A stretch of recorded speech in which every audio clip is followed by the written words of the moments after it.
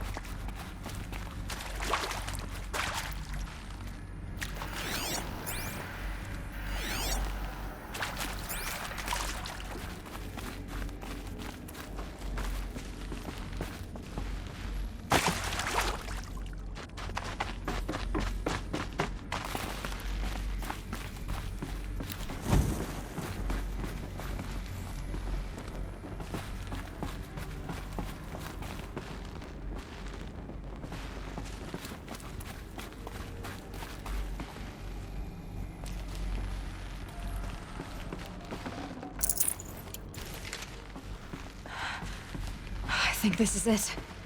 Elizabeth Sobek's office. But it's sealed off. There's got to be a way inside. Keep looking. More Eclipse. Careful now.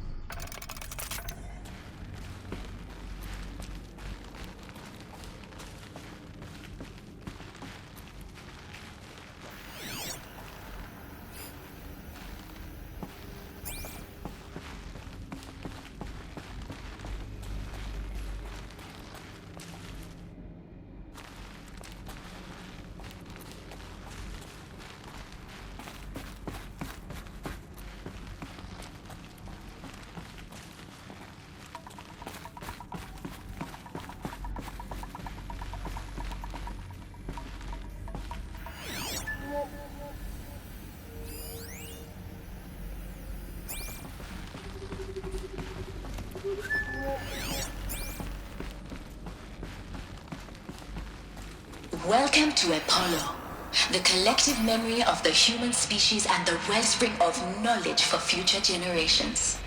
I am Samina Ebaji.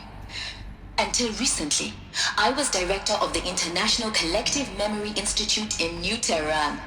As a heritage professional, I devoted my career to the preservation of human knowledge, creative endeavor, and cultural achievement. Apollo is, therefore, the ultimate embodiment of a lifelong passion, albeit under the very worst circumstances imaginable. The challenges before us are immense. Specifically, we will have to design and implement 4 major initiatives simultaneously. First, the construction of data repositories in cradle facilities around the world, ensuring redundancy. Second, the collection and processing of a projected 180 million discrete data entries, 42 zettabytes of data in Mandarin, English, Spanish, and Arabic. Third, the transferal and encoding of all that data onto DNA encapsulated in synthetic fossils. The only medium capacious and durable enough to safeguard it without degradation for the centuries to come. And last, but not least, the development of the holographic interface and gamified curricula, by which future humans will commune with Apollo, progressively unlocking heuristic learning modules, leveling up their knowledge and skills they will need to take control of the terraforming system. That is the future towards which all of our efforts will be directed. Not just the preservation of the past, but the seed for the flourishing of a new tree of knowledge. Welcome, and let us begin.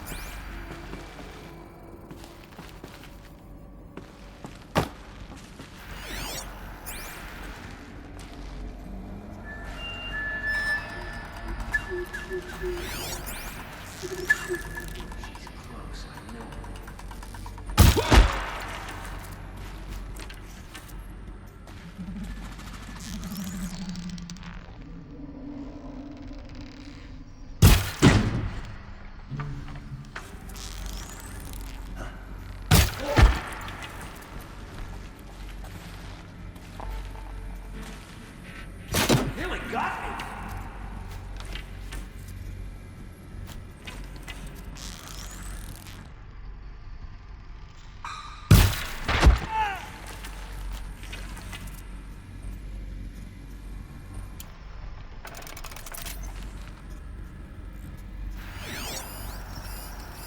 Calm.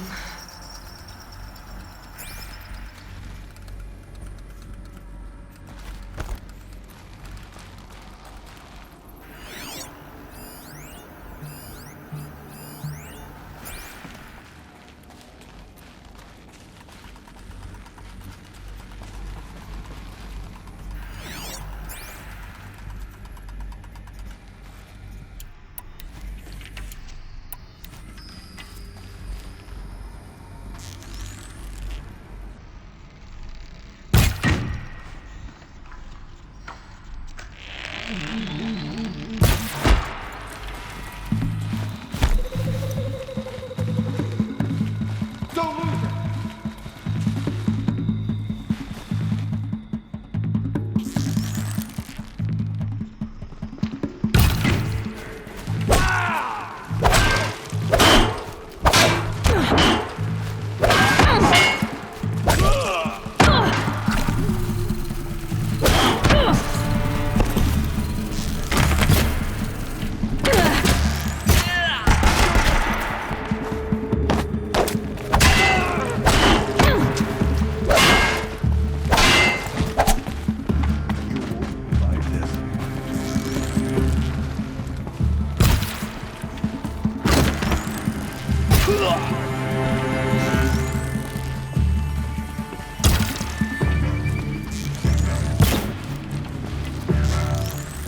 Shadow take you!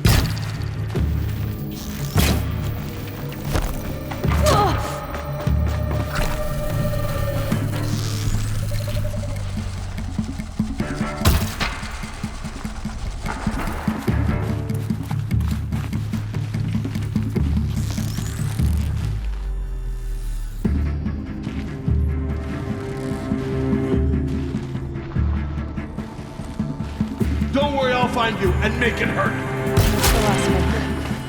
On once more. In what should have been a cave of wonders. Look around. See if anything is left.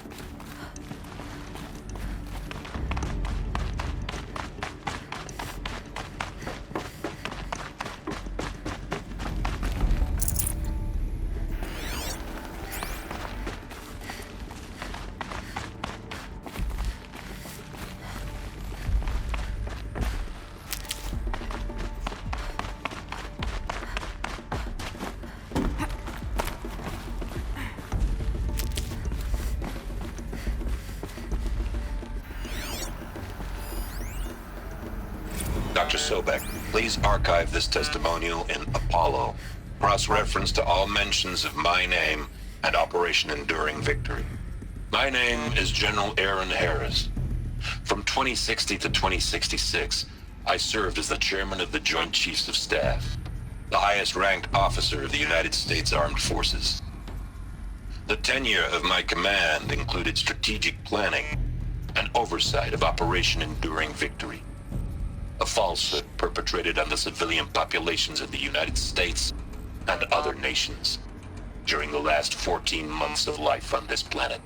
Before the Pharaoh Plague, I did my job and did it well. I was bold and decisive, crafty in political maneuvers. It wasn't an accident that I rose to my position and became the commander of the largest mechanized force ever assembled. But to what end? My only lasting achievement was the extinction of life on Earth. And my one redeeming act, if any, was to delay that extinction by days or weeks, by throwing more death at it. It is my hope that there will be no need for men like me in the world to come. If you are one of the people of that future world listening to this message, please know that I am sorry and that I wish you well. Sincerely, Aaron Harris.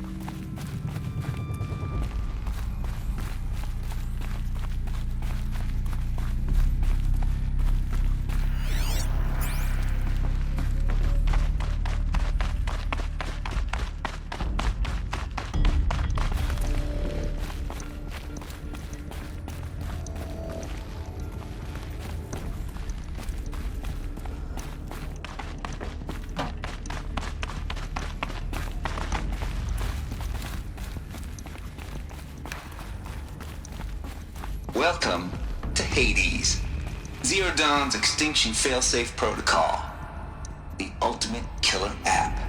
Now, I know what you're thinking. The purpose of Gaia is to resurrect life. So why give her a subordinate function, only purpose of which is to wipe out life all over again? I mean, what? Just plumb crazy, ain't it? Well, no, it isn't. Reconstituting a biosphere? That's a tall order. Tech smart as Gaia may be, odds are she won't get it right the first time. I mean, imagine you're Gaia, 200 years from now, and this new biosphere growing, it's all gone wrong. Alkalines are skyrocketing, coniferous forests eroding under the lash of superstorms that would have drowned Noah. It's chaos, a spinning top that won't stop wobbling. Now what are you gonna do? Release phase 1 organisms into that hot mess? Hope their CO2 and methane can balance out what you got started? Hell no. What you're gonna do, Gaia, is step aside while Hades takes over and does what you're just too darn nurturing and life-loving to do, which is burn that misbegotten mess of a biosphere to the ground so Gaia can start over. Okay, not burn, more like reverse terraforming operations and suffocate it. But you get the idea. Hades takes the biosphere back to zero. Square one, blank slate. And then, only then, does it hand the steering wheel back to Gaia and say, try again, old girl. And better this time, or we'll have to do this again. That's Hades. It's pretty badass when you think about it. Extinction on demand. Death on speed dial. All for the greater good, of course, but still, kind of metal. So welcome to Hades. Welcome to the void. Okay, so if that's the original purpose of Hades, why does it want me extinct? We need more data. And how does it end up in the wreckage of a Pharaoh Titan, getting worshipped by the Eclipse like some kind of god? I'm learning as you are, Aloy. Keep searching.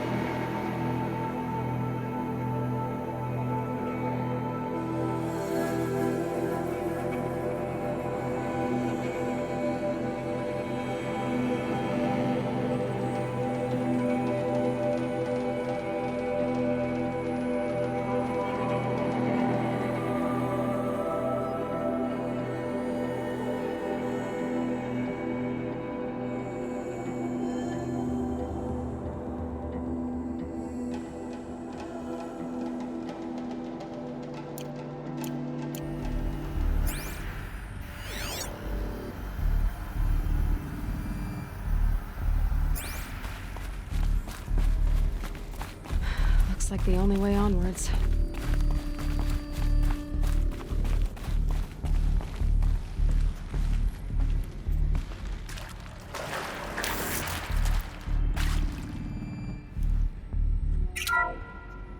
Welcome to Eleuthia, the crown and king of Gaia's subordinate functions. For it is by Eleuthia that the human race will continue to exist. I am Patrick Brochard-Klein, the Alpha in charge of this program. Now let one thing be perfectly clear from the outset. Eleuthia is not a genetic engineering project. Our goal is to preserve the human genome, not alter it. A snapshot of human genetic diversity, literally frozen in time. The genetic quintessence of our species, unmodified. Under my watch, our activities and initiatives will comply with the 2034 clone provisions and the 2048 Raleigh Accords. Now that may seem a quaint, even trivial concern to you in light of present circumstances, but as one of the authors of the Accords, it is far from trivial to me. The practical challenges before us are staggering in scope and complexity, but not insurmountable. No.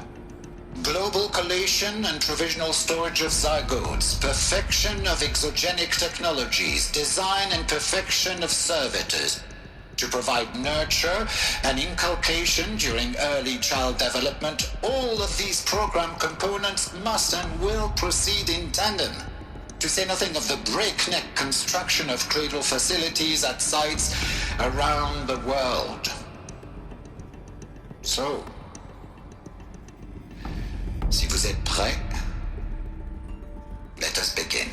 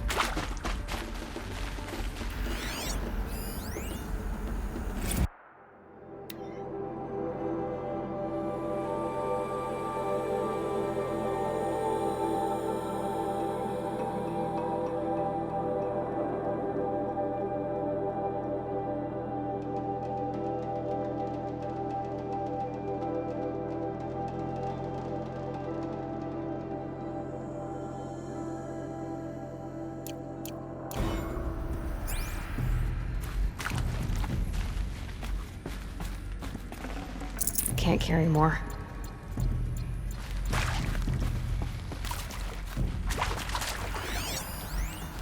Are these... what I...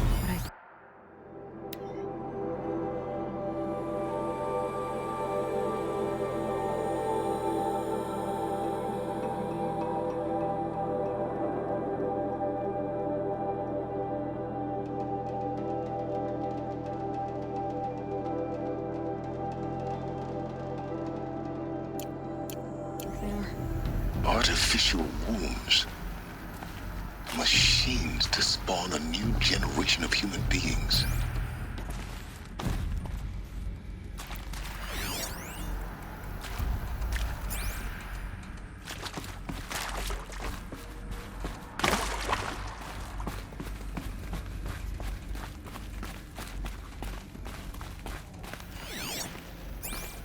Cradle facilities. Elizabeth said a new generation of humans would be spawned inside such places. She did. All Mother Mountain. It was one of them? There's only one way to be sure. The hatch wouldn't open. Something about a corrupted Alpha registry. I need to search Elizabeth's office.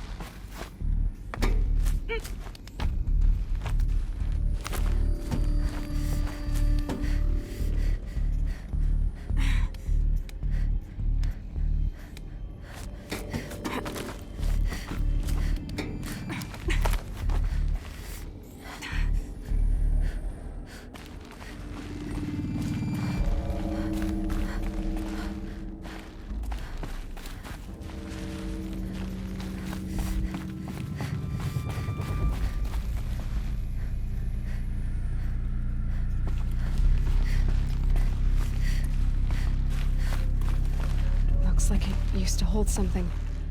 Some component that got removed.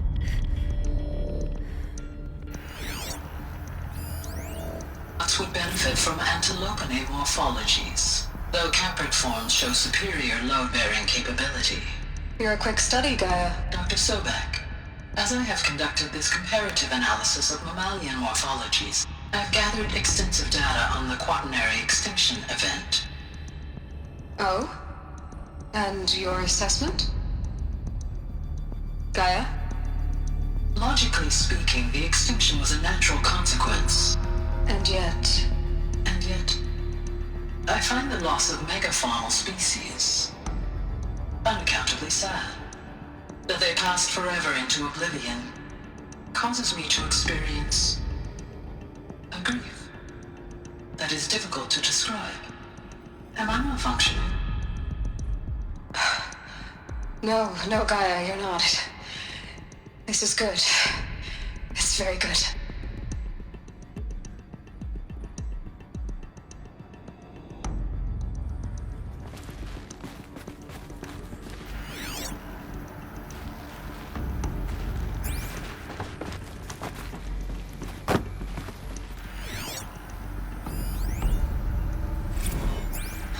You will undergo a brief period of unconsciousness during relocation to Prime and final instatement. Elizabeth, may I speak outside protocol? When you're back up and running at the new site, we'll bring the subordinate functions online and see where we stand.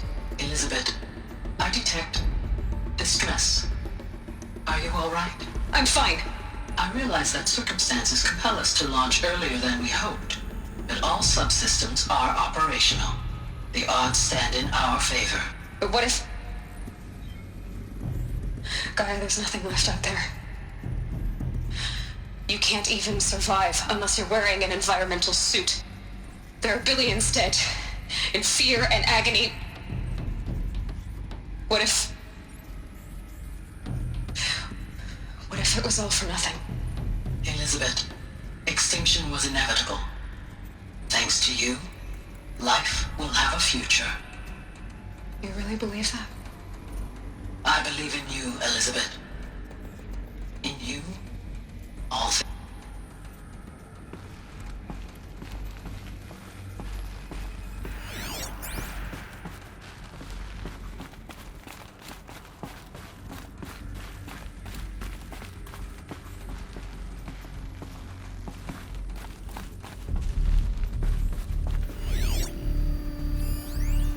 Pure logic won't cut it, Ted. To pull this off, Gaia's going to need to have some skin in the game. It has to care. What if it runs amok?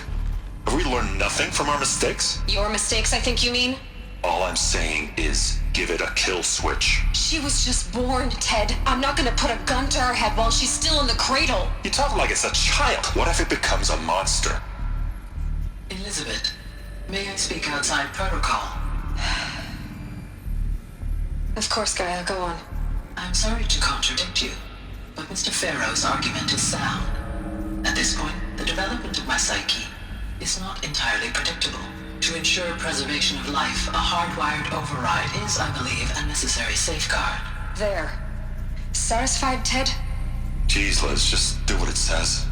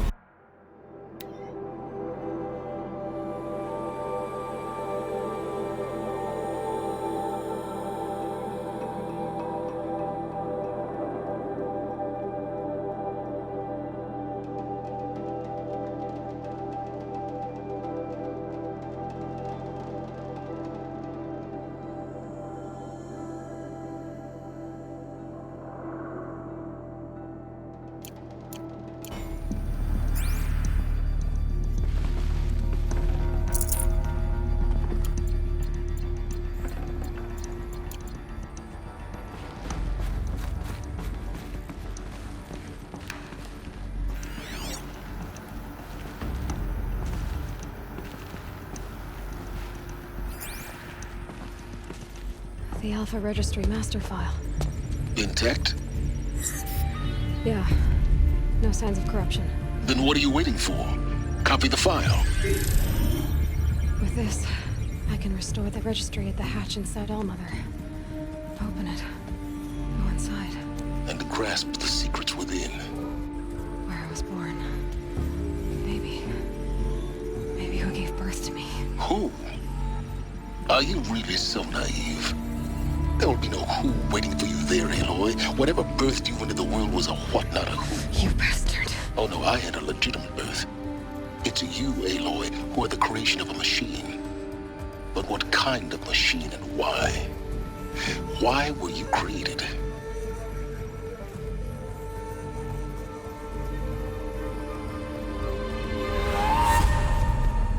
Eclipse. You need to get out of there. What you found is too valuable. You're too valuable.